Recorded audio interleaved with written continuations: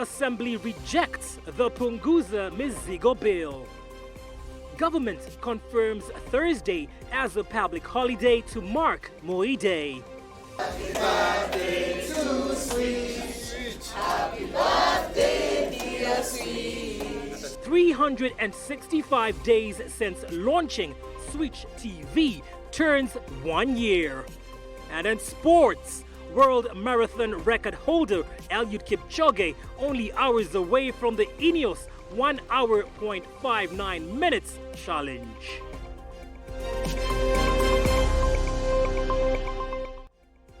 A good evening and welcome to Breaking Today. I'm Lenny Rashid. Our sign language interpreter tonight is Michael Maivia. Switch TV turns 1 and we take this opportunity to thank all our fans and our supporters. More on that later on in this bulletin. Interior Cabinet Secretary Dr. Fred Matiang'i has confirmed that Thursday, October the 10th will be a public holiday as directed in a High Court ruling issued on November 2017. In a statement issued on Tuesday, Dr. Matiang'i said, in line with the provisions of the Public Holidays Act and the decision of the Court in Judicial Review number 292 of 2017, it is hereby confirmed that the 10th of October 2019 will be a public holiday. Kenyans have been encouraged to mark the day with selfless acts of service to their community that seek to promote patriotism, national unity, social justice, cohesion, and sustainable development in their communities for the benefit of present and future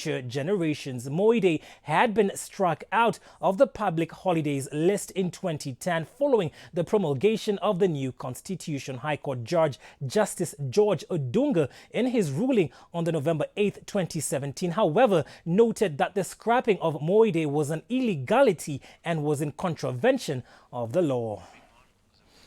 Moving on to Punguza Mizigo, with only 6 days remaining before debate on the Punguza Mizigo lapses, Nakuru County Assembly has become the 8th county to reject the bill sponsored by Third Way Alliance Party. The bill was quashed in a technicality after former county majority leader Stanley Karanja failed to second it. The bill, however, received backing from Taita Taveta residents who are in favor of the wage bill being reduced.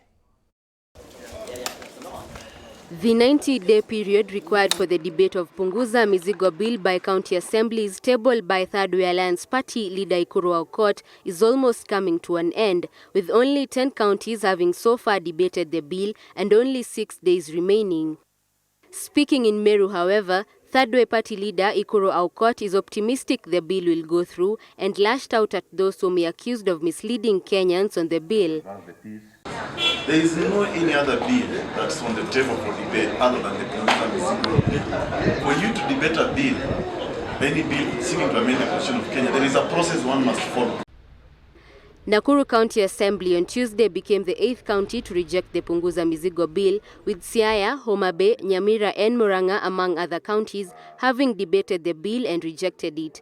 Only Uasin Gishu County has so far passed the bill. Washikadau wote ambao wanataka kuja na kubadilisha katiba pia wazingatie haya mawazo. Kama itawezekana, kaunti zote zitaiangusha. Kuna uwezekano wale wa BBI, ugatuzi, waketi chini, wakuje na agenda mzuri ama bill nzuri ambayo itakubarika na kaunti zote. The bill, however, received a boost today from Taita Taveta County, with residents saying the bill was good as it will reduce the number of representation in both the county and national government and instead give priority to development. MMCA wakipunguzwa, wakibaki sahi tuko na MMCA 20 na nominated wako tunafika 33. Wakipunguzwa hata wabaki 13. Itakuwa afueni, zile pesa zirudi kwa mwananchi wa chini ili tuone maendeleo katika Taita Taveta. Lakini ukweli ni kwamba tunahitaji sana hiyo punguza mizigo. Hata kama ndio nakubali kuna mahali pengine ambapo pa kurekebisha itarekebishwa, lakini mahali pakubwa ni pa kutetea mwananchi wa kawaida. The proposed law aims to make changes, including reducing Parliament's annual budget from 36.8 billion shillings to 5 billion shillings, reducing the number of members of Parliament from 416 to 147, and introducing a 7-year one-term presidency. At least 24 county assemblies should approve the bill for it to move to the National Assembly and the Senate for approval. Christine Morioki, Switch TV. A cloud of sadness engulfed residents of Sango village, Likuyani constituency after an old lady aged 65, Jerusa Obware, together with her 13-year-old grandchild were raped and murdered. Sally Limo with more details on this unfortunate incident. With sadness written all over her face, Beatrice Obware, the daughter of Jerusa Obware, who was murdered together with her grandchild, narrates of how her mother and her niece were found by their house help lying lifelessly. The house help went in to call for help, and among the residents who responded to the cry was Paul Makete. Makete, a former chief in the area, could not hold back his rage towards the killings that now seem to be rampant and called upon the government to be more vigilant and deal with the crime in Sango village. Sasa tunaomba tu serikali mufanye kitu. Bure sisi wananchi tutafanyaje na sisi hatuna silaha. Lumakanda OCPD on his part, together with other colleagues from Likuyani, arrived at the scene of crime, where he confirmed that indeed investigations have since been launched. Na sisi tutahusika, tutakuja hapa ili tuweze kujua hata wale macriminals ambaye huenda ikawa wanawatapisha. The Inhumane Act has propelled residents here to call for more attention to be given to the Nyumba Kumi initiative, as they believe it will enable villagers to be their brother's keeper. Sally Limo, Switch TV. Pancras Karema can be said to be the epitome of hard work and success. Raised from a humble background, Karema has become a force to reckon with in the tourism and hospitality industry. In 2018, he was crowned the youngest male entrepreneur of the year. At the tender age of 24, Karema set up an expedition, Masai Safaris, and to date, he has never looked back. He shared his inspiring story with our reporter, Wendabwa Wanyama.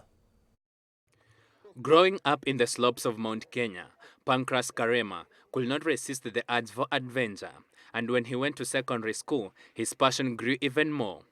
This landed him in trouble with the school administration, as he could sneak out of school with a few of his friends to explore Mount Kenya.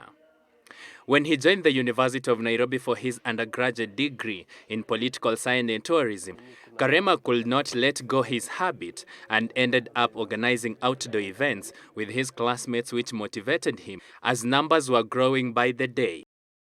Back in the days that we were in school, that is high school, that is when we had the hobby of going and traveling, going out there. So we used to sneak out of school and we used to go hiking, that is in Mount Kenya. But we never knew, there was no time that we sat down and thought that whatever we are doing, it will one day come out to be a business. Karema says the success of his company is attributed to hiring high-quality human resource who believes in him and his company. Give the people that you work with the respect that they deserve. That is one. Of course, you keep motivating them. That is another thing. Yeah. And of course, treating them like you are fellow. No, you are co-owners. No, because by the end of the day, the job that they do is so huge. If you are left alone, you cannot be able to handle.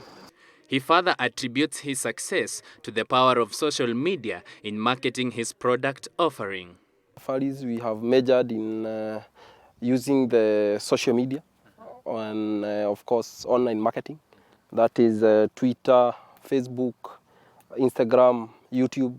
Those are the major online market platform that we are using per now. As we enjoy his favorite meal of brown ugali and fish, Karema tells me that the whole journey has not been easy, as finances remain a challenge to SMEs, as well as lack of competent human resource. Security in the country, when there is an insecurity, like when there is a terror attack in the country, that one is a major setback to the tourism sector.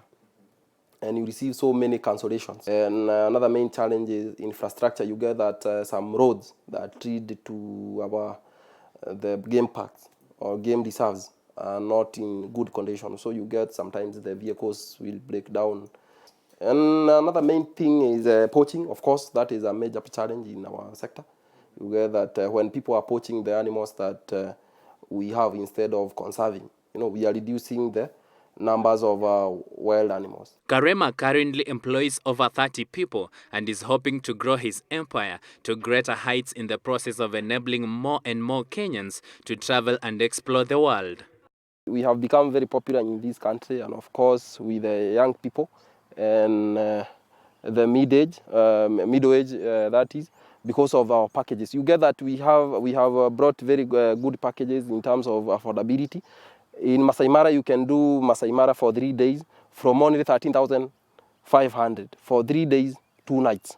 You get that Mombasa, you can be able to do the same safari with the SGR with only 15,000. That is 2 nights, 3 days with SGR and transfers, all-inclusive meal plan. So we have also loaded up the payment plan, which we call Commit Kidogo Kidogo. Having won several awards, Karema has a word of advice to Kenyan youths. People who are watching this, please take advantage of what you have. It's not necessary that you'll get capital. You take advantage of what you have. As the day ends, Karema invites us to his typical day where we go for a game drive and see what nature offers to humanity, reminding us the importance of environmental conservation. When he is not in the office, he loves touring the Masai Mara and is also a Formula One fan. Wandabo Wanyama, Switch TV. Billions of shillings in cash and assets are lying idle in public and private institutions such as banks and insurance firms, with owners having died and their families failing to claim the assets. This was revealed Tuesday by the Unclaimed Financial Assets Authority, which is mandated to unify unclaimed assets to their owners. The authority has launched a 50-day campaign to sensitize the would-be beneficiaries to come forward and claim, as Giverson Minor now reports. More than 250 billion Kenyan shillings belonging to unknowing members of the public are in the hands of public and private institutions in cash, shares and fixed assets. These according to the Unclaimed Financial Assets Authority, UFAA.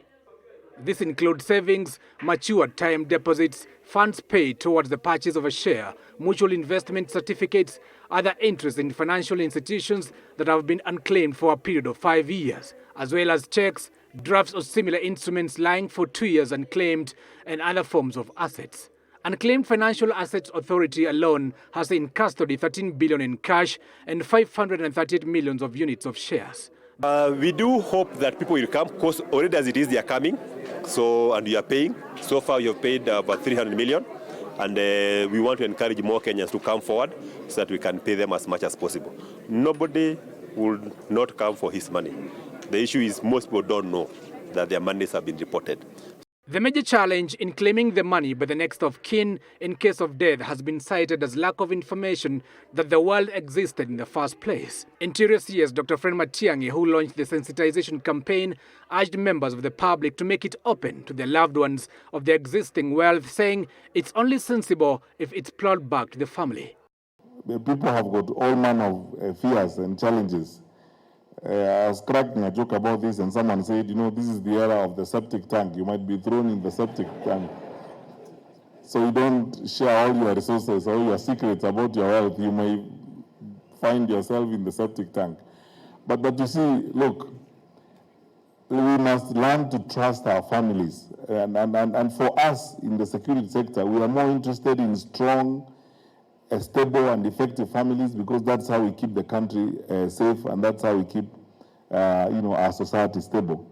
The billions of shillings, the authorities said, could help reduce poverty levels among Kenyans who could be the rightful owners, though unknowingly.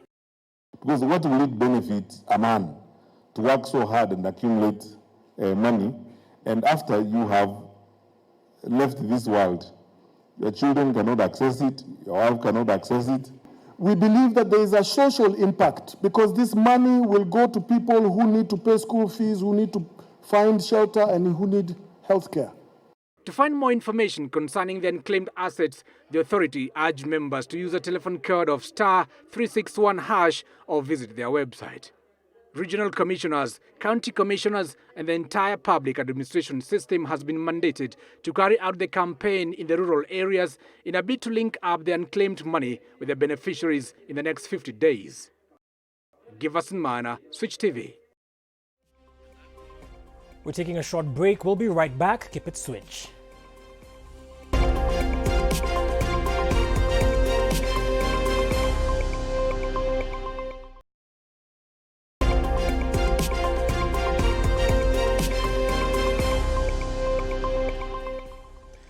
Welcome back to Breaking Today.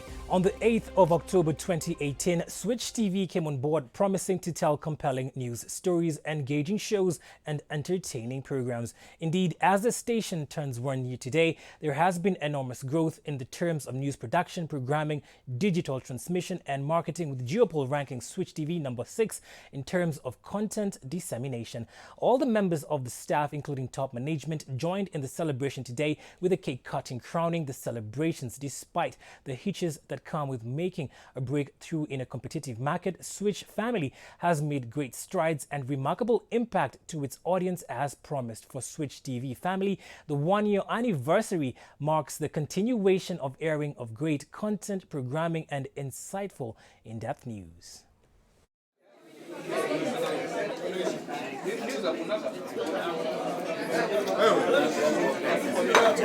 We managed to tap into the youth market and have had great viewership results, which have really been significant in terms of our ratings, in terms of feedback from our viewers, in terms of engagement on our social media. Switch TV has experienced enormous growth in the past 1 year. We are very proud of how far we have come. We're going to bring you even more engaging content that relates to you as our audience, and we believe that we're going to be entertained by our news, and we're going to keep it Switch for good. Indeed, we do thank all the fans locally and internationally. Keep on keeping it Switch. With advancement in technology, there are many different methods of cooking that have been invented, with cocoa energy that leverages on bioethanol being amongst the latest. Our reporter Hussein Ahmed visited the farm and filed the following story. The ban on wood harvesting in Kenya's disappearing forests placed a year ago by the government has made firewood scarcer, creating growing temptation to steal unguarded supplies. This, however, has been a blessing in disguise for innovators who have instead developed cheaper alternative fuel sources, cocoa energy being one of them. Cocoa, in partnership with Vivo Energy, uses bioethanol fuel for cooking, with the liquid costing as low as 80 shillings a litre and can cook for up to 8 hours. And what we are doing is we are supplying a new way to cook in the market by providing a cooker and a canister for fuel, as well as wide-scale distribution of the bioethanol fuel, which is known as cocoa fuel, out into the market for the mass market to use. We will have about 700 of these fuel ATMs across Nairobi and Greater Nairobi area, and we're already in the process of finalizing the deployment of all those fuel ATMs, and we're also selling the cooker out into the market right now.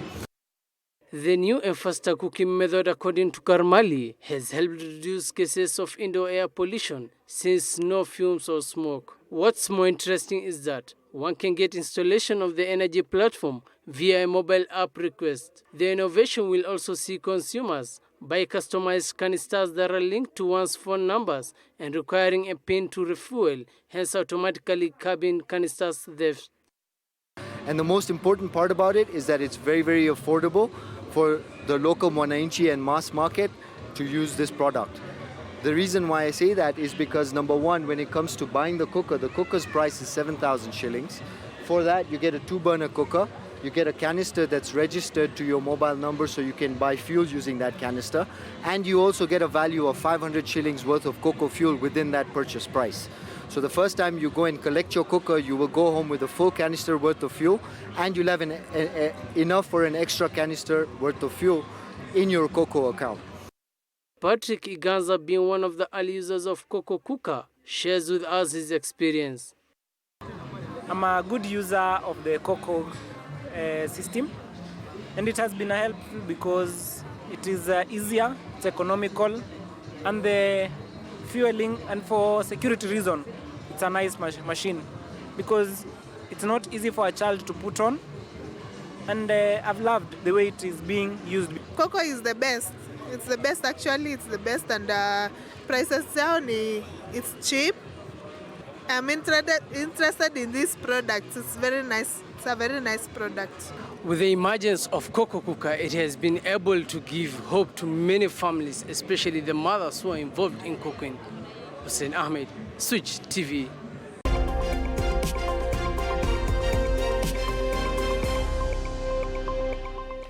Let's take a look at the money markets coming up next.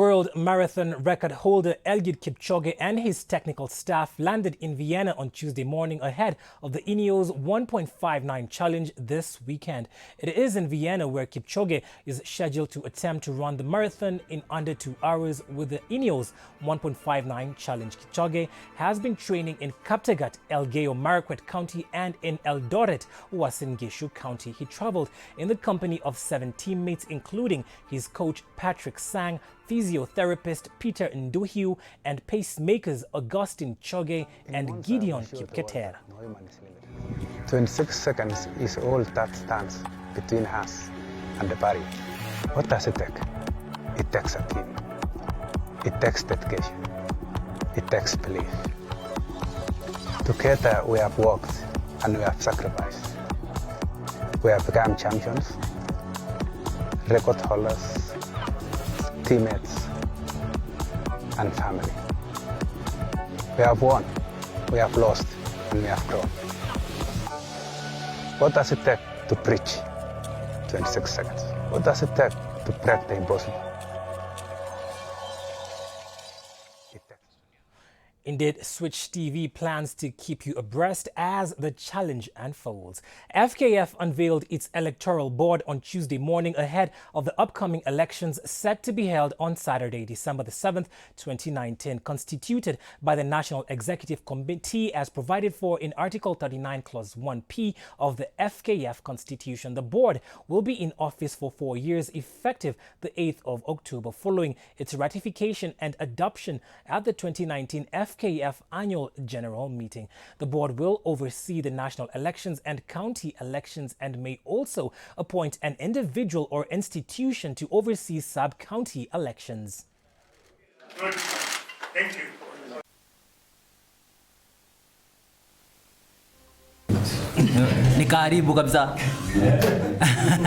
The elections have to be carried out within 60 days. So beginning today, we will count 60 days, and we have therefore come up with a calendar of events. The calendar of events stretches from to date, that's today, 8th of October, and ends on 7th of December 2019 with the national elections. We have faith that they'll do a good job. We have faith that they know what's at hand. We have faith that they understand the electioneering process, and we also believe in the integrity. There is no single person in this board who's running for any position.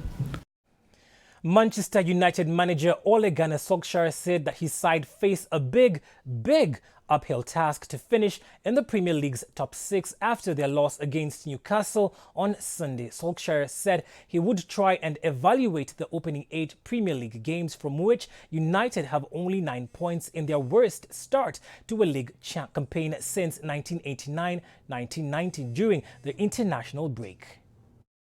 We have given ourselves a very, very tough task to get into the top 4, never mind top 6. And we've got to get results straight away. We need to get on a run, get momentum. Can't give you what's acceptable. Every game should be one that we should look to win at this club. But at the moment, we can't win games, especially away from home. But we got a perfect opportunity or chance to get players back and raise our game, raise the supporters' moods with Liverpool coming up. South Africa produced a dazzling first-half display as they confirmed their place in the World Cup quarter-finals with a big 66-7 win over 14-man Canada. The Springboks ran in 7 tries in the first half, with scrum half Cobus Reinach notching the earliest hat-trick in a World Cup game after 20 minutes. Canada had Josh Larson sent off for a charging into ruck before half-time. Rassie Erasmus's side go top of Pool B, but defending champions New Zealand, who beat the Springboks earlier in the tournament, are expected to defeat Italy on Saturday to win the group. Canada, ranked 22nd in the world, will seek to end their World Cup with victory over Namibia on Sunday. Evan back.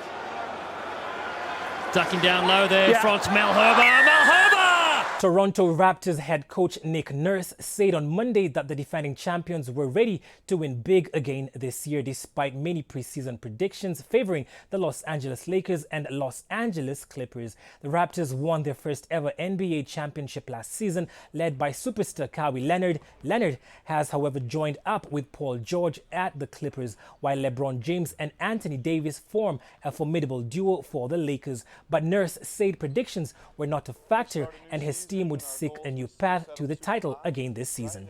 And obviously we were fortunate enough to reach them at the highest level last year. It's no different.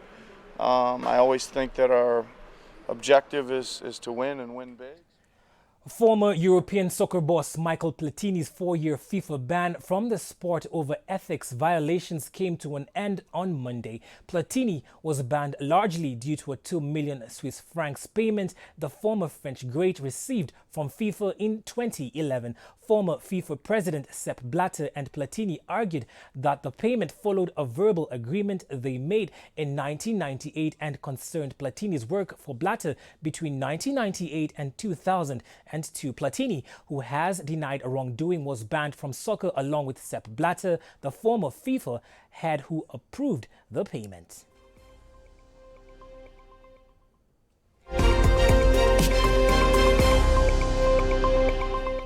We do thank you for keeping us company on Breaking Today from our sign language interpreter, Michael Maivia, our news editor, Nicholas Mwangi, and our news director, George Oraro, and the entire team here. Indeed, do enjoy the rest of your viewing and keep it switched.